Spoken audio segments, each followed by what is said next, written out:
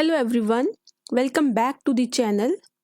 आज इस वीडियो में हम अपना मैथ्स का चैप्टर रिलेशंस एंड फंक्शंस ही कंटिन्यू करने वाले हैं।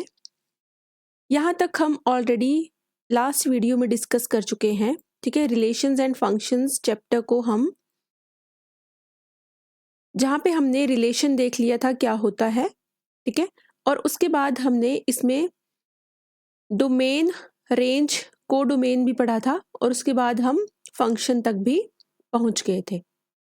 ठीक है, तो अब हम आज क्या करने वाले हैं, आज हम डोमेन और रेंज के क्वेश्चंस जो हैं वो डिस्कस करने वाले हैं। ठीक है, यहाँ तक हम ऑलरेडी डिस्कस कर चुके हैं लास्ट वीडियो में। ठीक है, तो सबसे पहले हम थोड़ा सा रिवाइज करते हैं कि हमने डोमेन क्या पढ़ा था, रेंज क्या पढ़ा था और कोडोमेन क्या पढ़ा था। ठीक है, अगर हमने एक सेट ए लिया था, ठीक है, और एक सेट हमने बी लिया था। ठीक है, मान लेते हैं ए में जो एलिमेंट्स हैं वो 1 2 3 हैं और बी में हमारे पास एलिमेंट्स ए बी सी और डी हैं। ठीक है, तो हमने एक फंक्शन डिफाइन कर दिया था ए टू बी एफ, है ना। 1 की मैपिंग जो है वो ए के साथ है, 2 की मैपिंग बी के साथ है और 3 की मैपिंग जो है वो सी के साथ है। ठीक है, तो यहाँ पे जो हमारा डोमेन है वो क्या हो जाता है, डोमेन यहाँ से हमारा सेट ए हो जाता है। ठीक है, इसके बाद हमने रेंज पढ़ा था। रेंज क्या हो जाएगा, रेंज में वो एलिमेंट्स आएंगे जो ए के साथ मैप हुए हैं। जैसे 1 के साथ ए मैप हुआ है, 2 के साथ बी और 3 के साथ सी, तो रेंज में कौन से आ जाएंगे, ए बी सी आ जाएंगे। ठीक है, और कोडोमेन में हमारा जो सेट बी है वो पूरा आ जाता है। ठीक है, हमने क्या पढ़ा कि हमारी डोमेन में सेट ए आ जाएगा, रेंज में इसको हम एफ ऑफ ए भी बोल सकते हैं। ठीक है, और कोडोमेन में हमारा सेट बी आ जाएगा। ठीक है, अब हमने क्या करना है, जो हमारा डोमेन होता है, डोमेन ऑफ अ फंक्शन, वो हम कैसे फाइंड आउट करते हैं। ठीक है, ये पढ़ना है और इसके बाद हमने नेक्स्ट जो है वो पढ़ना है कि हमारा रेंज ऑफ अ फंक्शन क्या होता है। ठीक है, तो हेडिंग एक बार बना लेते हैं उसका भी। यहाँ पे हम पढ़ेंगे रेंज ऑफ अ फंक्शन। तो इनको पढ़ने के लिए हमने कुछ रूल्स जो हैं वो ध्यान में रखने हैं। सबसे पहले डोमेन ऑफ अ फंक्शन के लिए हमें 2 रूल्स जो हैं वो मेन याद होने चाहिए। ठीक है, जैसे अगर हम डोमेन की बात करते हैं तो डोमेन को हम इनपुट बोलते हैं। ठीक है, जो भी हम इनपुट करेंगे वो हमारा डोमेन आ जाएगा, क्योंकि सेट ए है ना हमारा डोमेन, तो हमने जो वैल्यूज इनपुट की वही हमारी डोमेन आती है। ठीक है, जैसे कोई हमारे पास फंक्शन है y is equals to f of x. ठीक है, तो यहाँ पे जो सारी की सारी वैल्यूज होंगी x की, वो हमारी क्या कहलाएंगी, डोमेन को कहलाएंगी, for which f of x is defined. ठीक है, तो ये हमारा डोमेन होता है। तो इसके रूल्स में सबसे पहला रूल जो है हमारा वो होता है कि हमारा अगर इस टाइप में होगा, 1 अपॉन एक्सप्रेशन की फॉर्म में अगर फंक्शन गिवन होगा, तो ये जो हमारा एक्सप्रेशन है वो हमारा 0 के इक्वल नहीं होना चाहिए। ठीक है, सेकंड हमारा किस टाइप का हो सकता है, अंडर रूट में होगा अगर एक्सप्रेशन जो है। ठीक है, तो इससे क्या होता है कि ये जो एक्सप्रेशन है हमारा, ये ग्रेटर देन इक्वल टू 0 होगा, यहाँ पे नेगेटिव वैल्यू अलाउड नहीं होगी। और इन दोनों को कंबाइन करके ही एक जो थर्ड है वो बनाया जाता है, वो क्या होता है, 1 अपॉन अंडर रूट एक्सप्रेशन की फॉर्म में, जिसमें फर्स्ट भी यूज होगा और सेकंड भी यूज होगा। तो यहाँ पे जो एक्सप्रेशन है वो हमारा ग्रेटर देन 0 होना चाहिए। ठीक है, तो फर्स्ट में क्या है, अगर 1 अपॉन एक्सप्रेशन की फॉर्म में होगा तो एक्सप्रेशन नॉट इक्वल टू 0 होना चाहिए। अगर अंडर रूट की फॉर्म में एक्सप्रेशन हुआ तो एक्सप्रेशन जो है वो नेगेटिव वैल्यू नहीं लेगा, और इन दोनों को कंबाइन करने पे हमारा जो expression 1 upon under root expression होगा, तो एक्सप्रेशन ग्रेटर देन 0 होना चाहिए। ठीक है, तो इससे रिलेटेड हम क्वेश्चन डिस्कस कर लेते हैं पहले, फिर रेंज की बात करते हैं, ठीक है। जैसे इसमें हमारे पास अगर क्वेश्चन है फर्स्ट हमारा,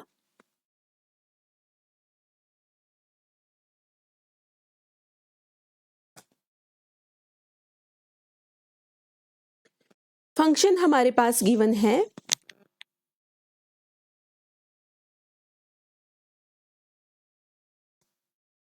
f of x is equal to x square plus 2x plus 1 upon x square minus 8x plus 12। इस टाइप में अगर हमें फंक्शन गिवन है तो हमने इसकी डोमेन फाइंड आउट करनी है, ठीक है। तो हमारे पास f ऑफ x गिवन है, हमने क्या पढ़ा कि जो हमारा फंक्शन है वो क्या होना चाहिए, ये अपॉन एक्सप्रेशन की फॉर्म में आ गया ना, तो ये वाली वैल्यू जो है वो हमारी ज़ीरो नहीं होनी चाहिए। अगर ये ज़ीरो हो गई तो हमारा फंक्शन डिफाइन नहीं होगा, ठीक है। तो इसका क्या मतलब है कि ये जो x square minus 8x plus 12 है, अगर ये ज़ीरो के इक्वल हो जाता है ना, जब ये इसके इक्वल हो गया तो हमारा जो फंक्शन है वो नॉट डिफाइन हो जाएगा, ठीक है। तो ये वैल्यूज हमने क्या करनी है, एलिमिनेट करनी है, ठीक है। तो इनको निकालने के लिए हमने क्या किया, अगर हमने इसको ज़ीरो के इक्वल रखा है ना, तो इसका क्या मतलब है, इसको फैक्टराइज करेंगे तो ये आएगा x माइनस 2 और x minus 6 is equal to 0। तो यहाँ से x की वैल्यू क्या आ गई 2 और एक वैल्यू आ गई 6। तो इसका मतलब है कि डोमेन जो हमारी आएगी, हमारी जो डोमेन आएगी फंक्शन की, वो क्या आएगी, सारी की सारी रियल, लेकिन उसमें 2 और 6 नहीं आने चाहिए। अगर 2 और 6 आ गए तो हमारा फंक्शन जो है वो डिफाइन नहीं होगा। तो इसलिए रियल में से 2 और 6 को अगर हम निकाल देंगे तो हमारी वो इस फंक्शन की डोमेन आ जाएगी, ठीक है। इसी तरह का एक और क्वेश्चन करते हैं। जैसे f ऑफ x यहाँ पे गिवन है हमारे पास x square plus 3x plus 5 over x square minus 5x plus 4, ठीक है। तो इसको अगर हमने फंक्शन को डिफाइन करना है, मतलब f of x is defined, ठीक है, इफ एंड ओनली इफ जो हमारा फंक्शन है वो क्या हो, उसका न्यूमरेटर है ना x, उसका डिनोमिनेटर, न्यूमरेटर होता है ये और डिनोमिनेटर होता है ये, तो उसका जो डिनोमिनेटर है वो हमारा क्या हो जाए, नॉट इक्वल टू 0 आना चाहिए। यही हमने ऊपर भी पढ़ा कि अगर ये 0 हो गया तो फंक्शन डिफाइन नहीं होगा। तो फंक्शन डिफाइन कब होगा, जब ये 0 के इक्वल नहीं आएगा, ठीक है। तो इम्प्लाइड एंड इम्प्लाइड बाय क्या होता है इसमें कि x square minus 5x plus 4 is not equal to 0। Implied and implied by factorise करेंगे तो x माइनस 1 और x minus 4 not equal to 0। Implied and implied by x की वैल्यू 1 और 4 नहीं आनी चाहिए। तभी हमने क्या लिखा कि डोमेन ऑफ f में सारी रियल में से सिर्फ 1 और 4 को एलिमिनेट कर दो तो वो हमारी डोमेन आ जाएगी इस फंक्शन की, ठीक है। तो इस तरह से हमने डोमेन फाइंड आउट करनी है, ठीक है। अब एक अंडर रूट वाला क्वेश्चन भी देख लेते हैं जिसमें डोमेन फाइंड आउट की हुई है, क्योंकि हमने ये जो है वो फर्स्ट रूल वाला क्वेश्चन तो यहाँ पे कर लिया। अब हम करेंगे डोमेन वाला क्वेश्चन, ठीक है, जिसमें अंडर रूट भी इंक्लूड हो। तो ये हमारा क्वेश्चन है, जैसे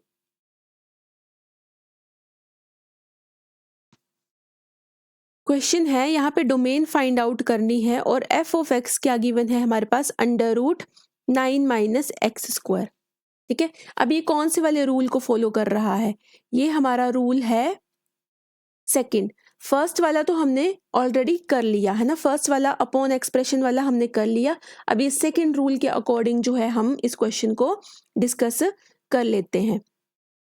तो इसमें क्या है हमारा कि ये जो स्क्वायर रूट के अंदर वाली वैल्यू है ये क्या होनी चाहिए, है ना। ये कब डिफाइन होगा, f of x is defined, कब डिफाइंड होगा, जब ये 9 minus x square greater than equal to 0 होगा। यही बोला था कि अंदर वाला एक्सप्रेशन जो है वो क्या होना चाहिए, ग्रेटर देन इक्वल टू 0। तो इसका क्या मतलब है, एक्स स्क्वायर जो है वो लेस देन इक्वल टू 9 आ जाए। ठीक है, तो इसका क्या मतलब हुआ कि ये जो हमारा स्क्वायर में है ना, तो ये मोड ऑफ एक्स जो है वो लेस देन इक्वल टू 3 आना चाहिए। तो इसका क्या मतलब हुआ कि एक्स की वैल्यू -3 और 3 के बीच में लाई करेगी। ठीक है, इसका क्या मतलब हुआ कि x जो है वो किसको बिलोंग करेगा, -3 से लेके 3, यहाँ पे क्लोज ब्रैकेट लगेगी। ठीक है, तो इसका क्या मतलब हो गया कि जो हमारी डोमेन है f की वो क्या आ जाएगी, वो आ जाएगी हमारी domain of f is equal to x such that x belongs to R and -3 less than equal to x less than equal to 3। इस तरह से लिखेंगे इसकी हम डोमेन। ठीक है, तो ये हमने डोमेन से रिलेटेड क्वेश्चन जो है वो डिस्कस कर लिए। अब हम रेंज पे आते हैं कि रेंज ऑफ अ फंक्शन अगर हमने फाइंड आउट करनी है तो वो हम कैसे फाइंड आउट करते हैं। इसके लिए भी हम जो है वो रूल्स कुछ फॉलो करते हैं। तो जैसे सबसे पहले हमने डोमेन के लिए किया कि वो इनपुट होता है, तो रेंज क्या होता है हमारा, रेंज होता है हमारा आउटपुट, क्योंकि पूरा का पूरा सेट बी होता है जिसमें ए की मैपिंग हो रही होती है। ऐसे सेट ए लिया था, ऐसे सेट बी लिया था, 1 2 3 ए बी सी डी, है ना। तो ए की जिसके साथ भी मैपिंग हो रही होती है उसको हम रेंज ले लेते हैं, ए बी सी, है ना। तो ये हमारी जो जो इनपुट में डालते जाएंगे और आउटपुट आती जाएगी वो हमारी रेंज कहलाएगी। ठीक है, तो अगर y is equal to f of x है हमारा फंक्शन, तो ये वाला जो है y मतलब ऑल, यहाँ पे लिखेंगे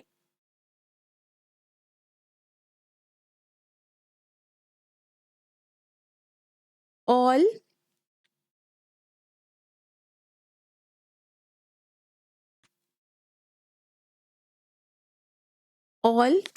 f इमेजेस।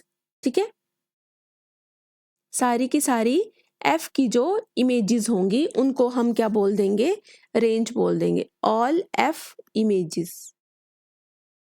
ठीक है, तो ये हमारा रेंज होता है।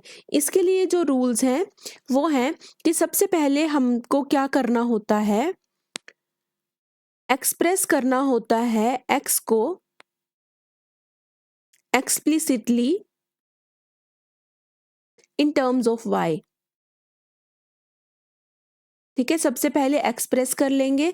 सेकंड में क्या करेंगे, फाइंड करेंगे पॉसिबल वैल्यूज y की। ठीक है, जैसे हमने डोमेन ऑफ 4x के लिए की वैसे y के लिए करेंगे यहाँ पे वैल्यूज। और थर्ड जो है वो अगर स्क्वायर रूट फंक्शन होगा तभी एप्लीकेबल होगा। ठीक है, अदरवाइज 1 2 से ही हमारा काम चल जाएगा। रेंज फाइंड आउट करने के लिए क्या करना है, एलिमिनेट करना है values of y with respect to x if applicable. वही लिखा हमने कि अगर ज़रूरत होगी तभी हम थर्ड को यूज़ करेंगे, अगर स्क्वायर रूट की टाइप में होगा तभी हम इसको यूज़ करेंगे, अदरवाइज हम क्या करेंगे, अदरवाइज हम 2 स्टेप से ही अपनी रेंज को फाइंड आउट कर सकते हैं। जैसे रेंज के लिए अगर हम सिंपल क्वेश्चन से स्टार्ट करते हैं तो हमारा फर्स्ट क्वेश्चन है कि अगर f ऑफ x हमारे पास गिवन है 2x + 3/x, तो इसमें रेंज फाइंड आउट करनी है हमने। तो हम क्या करेंगे, फर्स्ट को अप्लाई करेंगे, express x explicitly in terms of y। तो इसको हम y के इक्वल ले लेंगे, पूरी टर्म को y के इक्वल ले लिया। फिर क्या करना है, क्रॉस मल्टीप्लाई वगैरह करके y को एक तरफ ले जाएंगे और x की वैल्यू फाइंड आउट करेंगे यहाँ से। ठीक है, तो यहाँ से क्या आ जाएगा, x y is equal to 2x + 3। Next step में क्या आ जाएगा, x y - 2x is equal to 3।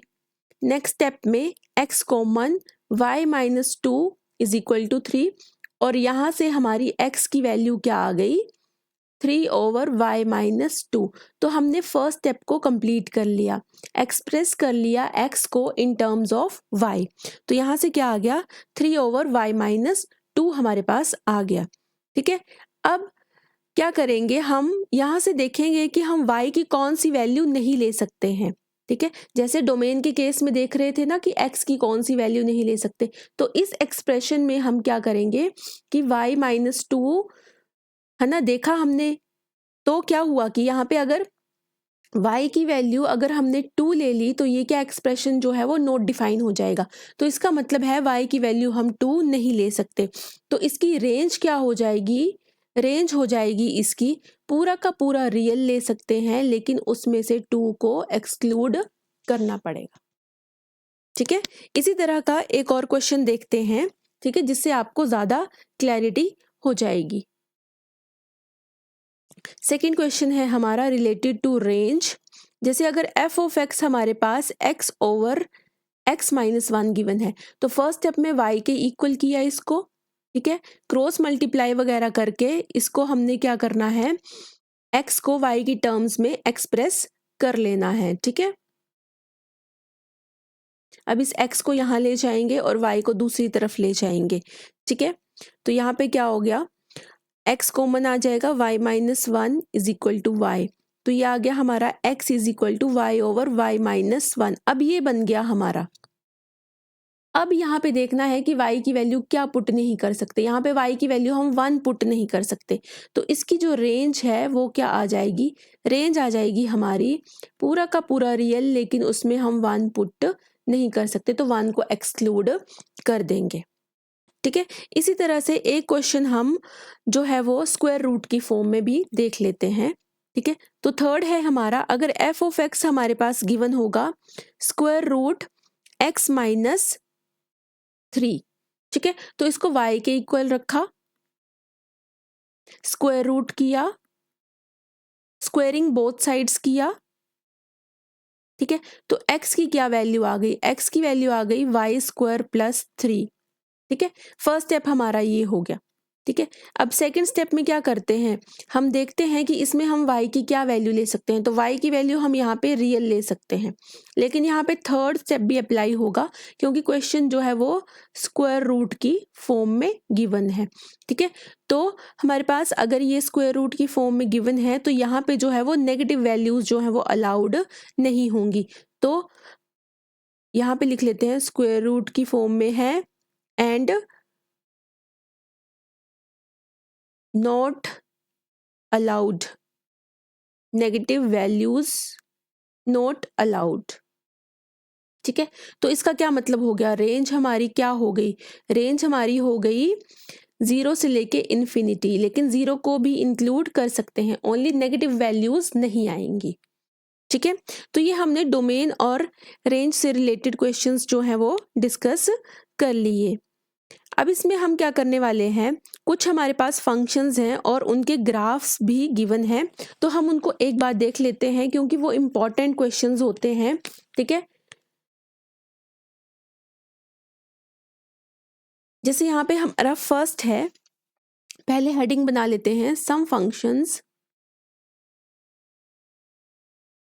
And there graphs. ठीक है, तो फर्स्ट है हमारा आइडेंटिटी फंक्शन।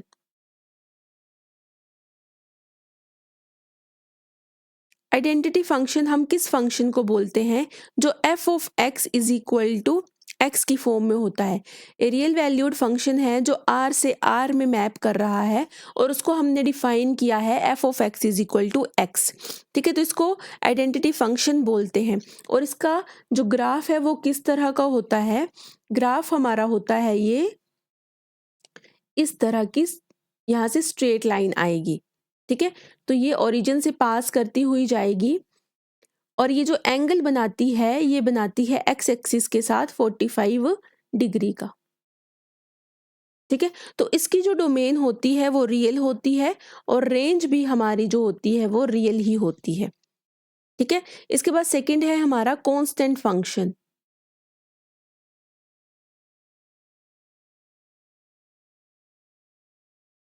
इसमें भी हमने जो फंक्शन डिफाइन किया है वो r टू r ही है, ठीक है।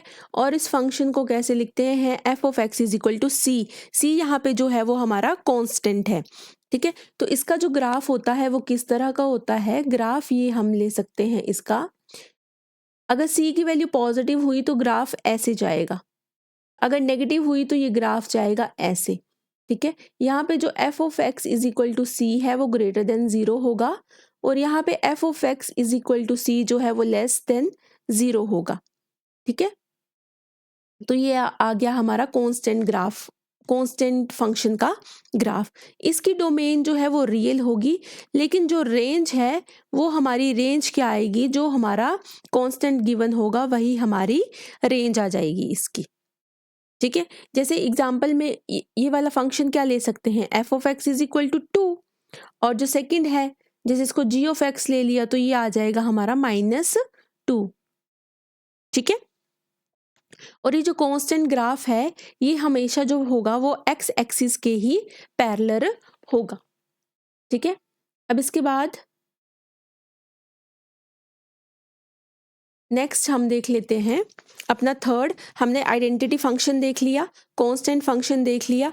अब इसके बाद जो पॉलिनोमियल फंक्शन होगा, पॉलिनोमियल फंक्शन जो होगा वो हमारा किस टाइप का होगा, पॉलिनोमियल की टाइप का जो भी फंक्शन होगा उसको पॉलिनोमियल फंक्शन बोलते हैं, ठीक है।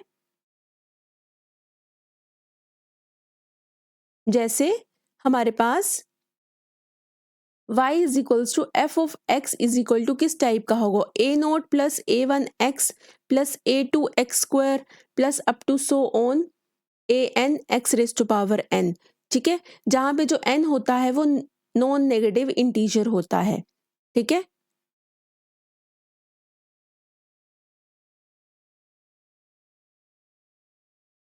और ये जो a0 a1 a2 up to so on an होते हैं ये सारे के सारे रियल को बिलोंग करते हैं। जैसे एग्जांपल के लिए क्या हो सकता है हमारा polynomial, f of x is equal to x³ plus x² plus 3x इस टाइप का, ठीक है। इसके बाद फोर्थ है हमारा रैशनल फंक्शन।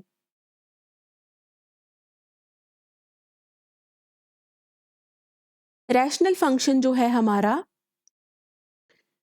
वो किस टाइप का होगा, वो होगा हमारा f of x upon g of x type का, ठीक है। ये किस टाइप का होगा, ये होगा हमारा f of x over g of x type का, ठीक है। जहाँ पे हमारा g ऑफ x जो है वो नॉट इक्वल टू 0 होना चाहिए, ठीक है। अगर ये 0 हो गया तो ये फंक्शन जो है वो नॉट डिफाइंड हो जाएगा, ठीक है।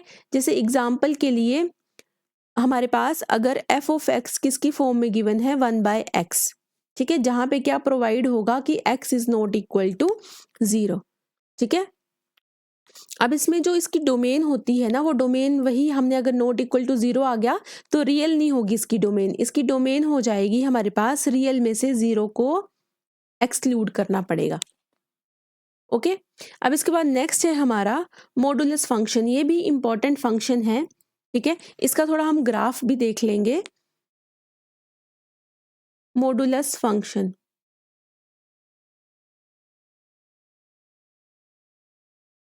मॉडुलस फंक्शन जो होता है हमारा जैसे f of x is equal to mod x type का होगा, और इसका जो ग्राफ है वो किस तरह का बनता है, ग्राफ इस तरह का इसका जो है वो ग्राफ बनता है, ठीक है। क्योंकि ये कैसे ओपन होता है, f of x is equal to ये x लेगा जब x की value greater than equal to 0 होगी, और माइनस x लेगा जब x की वैल्यू लेस देन 0 होगी, तो इस तरह का खुलेगा। तो इसका जो ग्राफ है वो कुछ इस तरह का बनता है, ठीक है। अब इसके बाद है हमारा सिग्नम फंक्शन, ठीक है।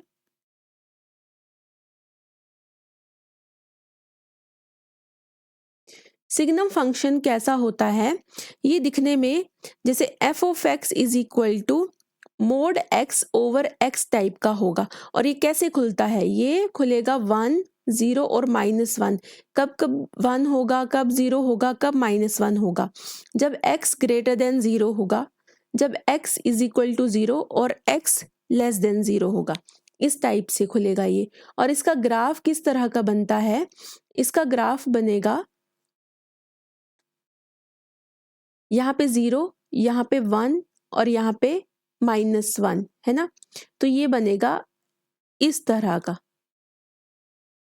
ठीक है। तो ये सिग्नम फंक्शन का हमारा ग्राफ होता है, ठीक है। अब इसके बाद एक और है ग्रेटेस्ट इंटीजर फंक्शन।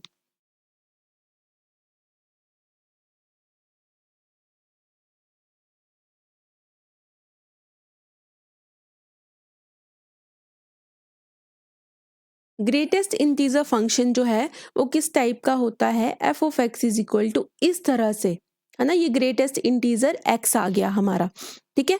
ये क्या करता है, वैल्यूज कैसे लेगा, ये जो ग्रेटेस्ट इंटीजर है विच इज लेस देन और इक्वल टू एक्स, ठीक है। एक्स से लेस देन और इक्वल जो है वो वैल्यू लेगा, तो उसको हम ग्रेटेस्ट इंटीजर फंक्शन जो है वो बोल देंगे, ठीक है। जैसे इसमें क्या होता है, इसका जो ग्राफ होगा वो किस तरह का बनता है, ग्राफ हमारा इसका बनता है, यहाँ पे 0 है, ये एक्स एक्सिस और ये वाई एक्सिस है, ठीक है। तो ये जो ग्राफ बनता है हमारा, जैसे यहाँ पे 0 से लेके 1 तक, फिर इसके बाद ये यहाँ पे 1 आ गया और यहाँ पे क्या आ गया, जैसे -1 लिया है यहाँ पे हमने -2, यहाँ पे 2, ठीक है। तो ये कैसे बनेगा, 1 से लेके यहाँ पे भी लिख लेते हैं 1 2, यहाँ पे भी -1 -2। तो इसका जो ग्राफ है वो इस तरह का बनेगा, ये यहाँ पे जो है वो स्टेप ले लेता है यहाँ पे, ठीक है। और इसके बाद इसकी वैल्यू यहाँ पे -1 से लेके यहाँ पे सर्कल आता है, ठीक है। यहाँ से ऐसे ये स्टेप्स की फॉर्म में जो है वो फंक्शन ग्रेटेस्ट इंटीजर फंक्शन जो है वो बनता है, ठीक है। जैसे यहाँ पे जो हमारी, अगर हमने यहाँ पे फिल की ना वैल्यू, देखो यहाँ पे अगर एफ ऑफ मैंने फाइंड आउट करना है -1/2, ठीक है। तो क्या फाइंड करेंगे, मतलब -1/2 को ग्रेटेस्ट इंटीजर के अंदर डालेंगे, तो ये वैल्यू हमें -1 देगा। अगर यहाँ पे एफ ऑफ 2 फाइंड आउट करना है, ठीक है, तो ये ग्रेटेस्ट इंटीजर 2, तो ये इंटीजर पे क्या है, वो इंटीजर ही वैल्यू दे देता है, ठीक है। इसके बाद अगर यहाँ पे हमने फाइंड आउट करनी है वैल्यू एफ ऑफ -1 की, है ना, तो ये इंटीजर है तो ये -1 ही दे देगा हमें। अगर हमने, अच्छा यहाँ पे मैंने ये लगा दिया एफ के साथ ही, 1 मिनट, यहाँ पे जो वैल्यू देगा वो हमें इंटीजर ही वापस करेगा ये, ठीक है। यहाँ पे अगर -1 पुट करेंगे तो यहाँ पे एफ ऑफ -1 आ जाएगा, -1 आ जाएगा सीधा ही, और ये वैल्यू हमें -1 जो है वो रिटर्न कर देगा, ठीक है। ग्राफ से भी हम ये वैल्यूज जो है वो फाइंड आउट कर सकते हैं, देख सकते हैं हम, ठीक है। इंटीजर्स पे ये इंटीजर्स ही वैल्यू वापस कर देगा, अदरवाइज जो उससे लेस वाला होगा वो कर देगा, क्योंकि लेस देन और इक्वल टू आता है ना एक्स के, इसकी डेफिनेशन में ही, ठीक है। अब एक और फाइंड आउट करनी है, अगर वैल्यू 3/2 फाइंड आउट करनी है, तो इसका क्या मतलब होता है, 3/2 मतलब 1.5 अगर फाइंड करनी है तो क्या वैल्यू देगा, ये 1.5 पे क्या दे देगा, इंटीजर ही दे देगा, पीछे वाला इंटीजर देता है ये, ठीक है। तो 1.5 पे क्या देगा, ये 1.5 पे 1 दे देगा वैल्यू, ठीक है। और 1 पे तो 1 ही देगा, है ना, ये तो ऑब्वियस है पहले से ही, ठीक है। तो इस तरह से अब इसके बाद अलजेब्रा ऑफ रियल फंक्शंस होते हैं कुछ, कि अगर 2 फंक्शंस हैं हमारे पास तो उनको हम प्लस भी कर सकते हैं अलग अलग से, माइनस भी कर सकते हैं, मल्टीप्लाई भी और डिवाइड भी कर सकते हैं, ठीक है।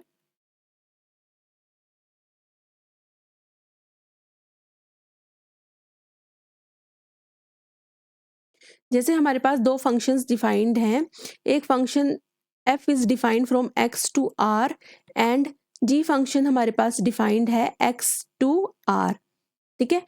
तो हमारे पास जो फर्स्ट केस बनता है कि f प्लस जी को हम ऐसे अलग अलग भी कर सकते हैं, ठीक है, f of x plus g of x, ठीक है, जहाँ पे जो हमारा x होगा वो बिलोंग करेगा कैपिटल X को। इसी तरह से माइनस के केस में भी हम इनको अलग अलग कर सकते हैं, ये जो है ये क्वेश्चंस में यूज होता है, ठीक है। थर्ड है हमारा, इनको हम मल्टीप्लाई हों आपस में तब भी अलग कर सकते हैं।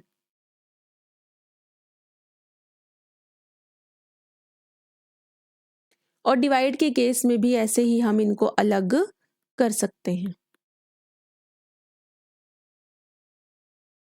लेकिन डिवाइड के केस में एक कंडीशन होगी कि g of x should not be equal to 0। एक और केस बनता है हमारा जिसमें कांस्टेंट के साथ भी अगर मल्टीप्लाई है कोई फंक्शन तो उस कांस्टेंट को भी हम बाहर लिख सकते हैं। ठीक है, तो ये हमने डिस्कस कर लिया इस वीडियो में कि हमने डोमेन और रेंज कैसे फाइंड आउट करनी है, कुछ फंक्शंस और उसके ग्राफ भी देख लिए, और ये जो मैंने अलजेब्रा ऑफ रियल फंक्शंस बताया ये क्वेश्चंस में यूज होता है। ठीक है, तो इस वीडियो में इतना ही। Thanks for watching, bye everyone.